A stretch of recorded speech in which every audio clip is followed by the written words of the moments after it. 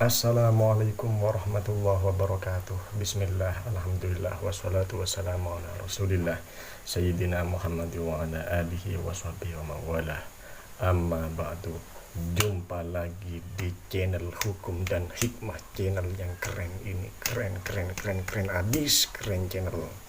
Jangan lupa subscribe agar channel ini tambah berkembang dan menebar beberapa faidah-faidah yang bermanfaat, kawan. Dan jangan lupa untuk tidak ketinggalan update kami agar menekan tombol bel tanda masuk sekolah itu ya. Kalau suka ya tekan tanggal tanda jempol ke atas. Kalau tidak suka nggak usah nekan apa-apa. Tuliskan saja isi hati Anda di kolom komentar yang sudah kami sediakan di bawah. Terbuka untuk Anda. Kami tampil dan kami siap dikritik, dikomentari. Saya sekarang ingin mengenalkan satu sahabat kepada sampian kawan ya, yaitu Usama. Kalau kunyahnya adalah Abi Zaid Usama bin Zaid bin Harithah. Beliau adalah maula Rasulullah sallallahu alaihi wasallam, budak Rasulullah sallallahu alaihi wasallam, dan beliau adalah hibbihi wa ibni hibbihi gitu. Beliau adalah orang yang dicintai Rasulullah sallallahu alaihi wasallam dan anak orang yang dicintai Rasulullah sallallahu alaihi wasallam. Jadi Usama ini dicintai oleh Rasulullah sallallahu alaihi wasallam. Begitu pula dengan orang tua, dengan bapaknya yaitu Zaid. Beliau juga dicintai oleh Rasulullah SAW. Bahkan Ibnu Abdul Bar menceritakan dalam suatu hadisnya, anna Rasulullah SAW, anna Nabiya SAW, bahwa sesungguhnya Rasulullah Nabi Muhammad SAW bersabda, inna Usamah la ahabbun nasi ilayya aw min ahabbin nasi ilayya. Usama ini adalah manusia yang paling aku cinta, atau Usama ini adalah sebagian dari manusia yang paling aku cinta. Ini ada ataunya, maksudnya ini ada keraguan dari orang yang meriwayatkan hadisnya. Wa inni la arju ayyakuna min sholihikum, dan saya berharap, kata Rasulullah, agar Usama ini termasuk orang-orang yang soleh, termasuk di antara kalian orang-orang yang soleh. Fastawsu bihi khaira, maka berbuatlah baik kepadanya gitu ya. Istawsa bihi khaira itu maknanya arada bihil khaira wa fa'alahu. Maknanya istawsa ya dengan cara berwasiat, berpesan baik kepada Usama, kata Rasulullah. Jadi saya berharap Usama ini menjadi orang soleh, maka berbuatlah baik kepadanya dengan berwasiat, berpesan-pesan sesuatu yang baik kepadanya. Ini Usama.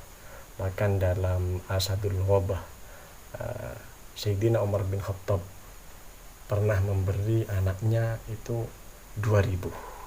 Sedangkan Usama, anaknya Sayyidina Umar itu namanya Abdullah. Jadi Umar bin Khattab memberi putranya Abdullah itu 2.000. Nah, sedangkan Usama, padahal dia orang lain, oleh Sayyidina Umar diberi 5.000. Kemudian Abdullah bertanya tentang itu, maka Sayyidina Umar pun menjawab, fadaltuhu li'annahu kana ahabban nasi ila Rasulillah sallallahu alaihi wasallam. Aku memberinya dia lebih dari pemberianku terhadap kamu karena dia adalah orang yang paling dicintai oleh Rasulullah sallallahu alaihi wasallam. Wa kana abuhu ahabba ilaihi min abika. Bahkan orang tuanya, bapaknya lebih dicintai oleh Rasulullah daripada bapakmu. Maksudnya saya gitu, kata Sayyidina Umar. Jadi karena Rasulullah SAW mencintainya, maka oleh Sayyidina Umar pun juga diutamakan gitu ya. Jadi kita harus juga mengutamakan orang-orang yang dicintai oleh Rasulullah SAW. Ini namanya memuliakan orang yang ada ta'alluqnya gitu mungkin. Sedangkan umminya Usama namanya adalah Barokah Al-Habasyiyah, orang Habasyah. Barokah ini adalah Ummu Aiman, ibunya Aiman. Jadi Aiman dengan Usama itu adalah saudara seibu. Wa amma Rasulullah sallallahu alaihi wasallam Usama ala jaishin fihim Umar bin Al-Khattab. Bahkan pada suatu saat Rasulullah sallallahu alaihi wasallam menjadikan Usama sebagai pemimpin suatu tentara yang mana dalam tentara itu ada Sayyidina Umar.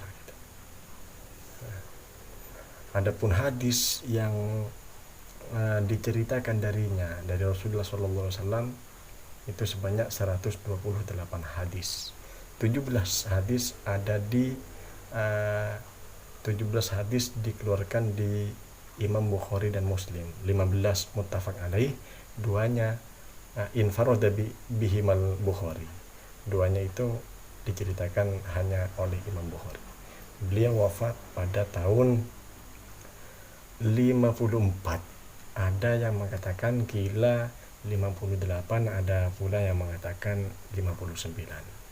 Termasuk hadis yang diceritakannya yang muttafaq alaih, yang diceritakan oleh Imam Bukhari dan Imam Muslim.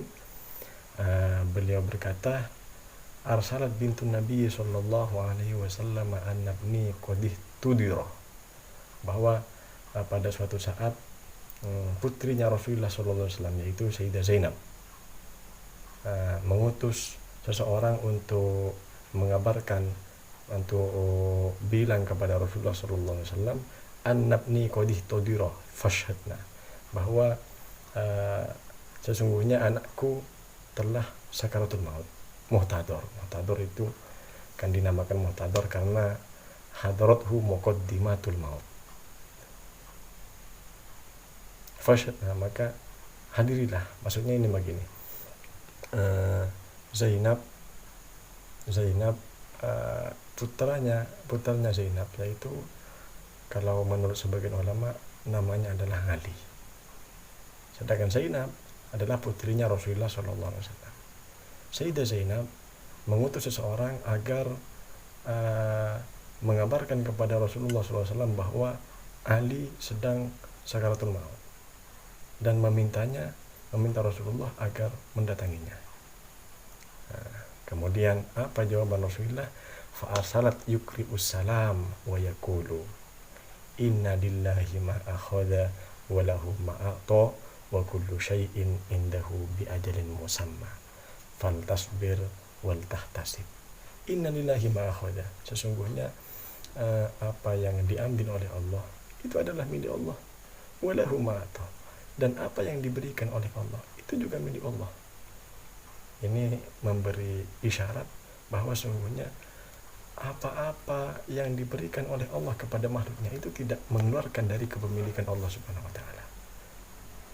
Ini tidak sama dengan ketika makhluk memberi kepada orang lain, seseorang memberi sesuatu kepada orang lain, maka kepemilikannya itu juga lepas, jadi pindah milik. Beda dengan Allah Subhanahu wa taala ketika memberi kita rumah, maka ya rumah ini tidak lepas dari kepemilikan Allah Subhanahu wa taala. Kita inna lillahi ma akhadha wa lahu ma ata wa kullu syai'in indahu bi ajalin musamma. Setiap sesuatu ada waktunya. Setiap sesuatu ada waktunya. Faltasbir wal tahtasib, maka hendaklah dia sabar dan hendaklah dia berniat berniat memperoleh pahala dari kesabaran itu. Jadi Rasulullah SAW itu tidak hadir, dipinta oleh Sayyidah Zainab untuk hadir karena Ali sedang sakaratul maut, tapi Rasulullah SAW tidak hadir. Fa asalat ilaihi tuqsimu alaihi layatiyannaha. Kemudian Sayyidah Zainab tetap mengirimkan lagi utusan dan majubet itu untuk Rasulullah agar hadir. Demi Allah, hadirilah, gitu ya. kenapa sampai memaksa Sayyidah Zainab? Karena sebenarnya Sayyidah Zainab itu bukan, kalau kata para ulama, bukan tidak taslim kepada tindakan Rasulullah SAW, bukan, tapi Sayyidah Zainab itu ingin menolak gimana ya, alahat fi dzalika lima tarjuhu min daf'i ma tajiduhu minal alam. Maju bet rekan ya, karena ada sesuatu, ada sakit yang ada sesuatu sakit itu yang ingin dia hilangkan gitu dengan hadirnya Rasulullah Shallallahu Alaihi Wasallam. Maka ternyata Allah Subhanahu Wa Taala mengabulkan harapan Sayyidah Zainab yang tersebut. Sedangkan Rasulullah SAW yang tidak hadir di permintaan pertama kali itu menunjukkan bahwa kenapa ya, lil mubalaghah fi idhari taslim li amrillah, karena untuk maungkuan medeng aki pasrah dari urusan Allah Subhanahu Wa Taala, ban libayanil jawaz kangku menerangkan kebolehnya tidak menghadiri permintaan hadir kecuali undangan walimatul urs gitu ya. Jadi kalau cuma permintaan seperti itu tidak wajib dihadiri. Kemudian karena Sayyidah Zainab itu memaksa, maka Rasulullah SAW pun faqama wa ma'ahu Sa'd bin Ubadah wa Mu'adz bin Jabal wa Zaid bin Thabit wa Ubay bin Ka'ab wa rijalun radhiyallahu anhum. Nabi Muhammad SAW berangkat bersama Sa'd bin Ubadah, Mu'adz bin Jabal, Ubay bin Ka'ab, Zaid bin Thabit, dan sahabat-sahabat yang lain. Farufi'a ila Rasulullah sallallahu alaihi wasallam. Kemudian Ali yang sedang sakit itu diaturkan kepada Rasulullah sallallahu alaihi wasallam. Fa'aqadahu fi ijrihi, aqadahu ay wada'ahu. Kemudian oleh Rasulullah SAW diletakkan di ribaannya ya, di ribaannya. Wa nafsuhu taqaqa, sedangkan yang bayi itu, Ali itu sudah masih bayi, dirinya itu taqaqa, bergoncang ya, bergelubuk.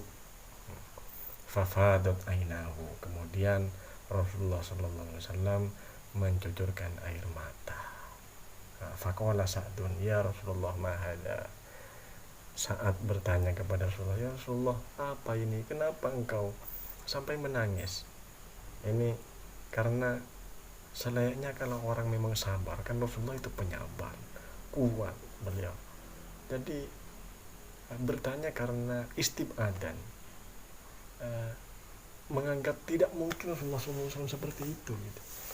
Kok menangis, kok nggak sabar gitu, kira-kira ya seperti itu ya. Kemudian Rasulullah SAW menjawab, faqala hadhihi rahmatun, ini adalah rahmat, ini adalah panganisar, ja'alahu fi qulubi man sya'a min ibadi, yang Allah Subhanahu wa Ta'ala letakkan di hati-hati hambanya yang ia kehendaki. Wa inna ma yarhamullahu min ibadihi ruhama, dan Allah Subhanahu wa Ta'ala hanya kasihan terhadap hamba-hambanya yang kasihan gitu, yang pengasihan. Dalam hadis lain yang diriwayatkan oleh Abu Daud, ar-rahimuna yarhamuhumur rahman, orang yang belas kasih, maka orang dia akan juga dibelas kasihi oleh Allah Subhanahu wa Ta'ala. Ya, salam, cukup sampai sini. Jangan lupa subscribe untuk perkembangan channel Hukum dan Hikmah. Keren. dan agar saya ini juga berlatih untuk bisa berbahasa Indonesia, karena saya masih tidak fasih bahasa Indonesia, bercampur-campur aduk dengan Madura. Dan untuk tidak kelewatan update kami, maka tekan tombol masuk bel sekolah dan tulis kolom komentar Anda. Tulis isi hati Anda di kolom komentar, kirim sebanyak-banyaknya apa jauh, dan kalau suka tekan tombol gini, jangan yang begini ya. Oke. Salam, sampai jumpa lagi.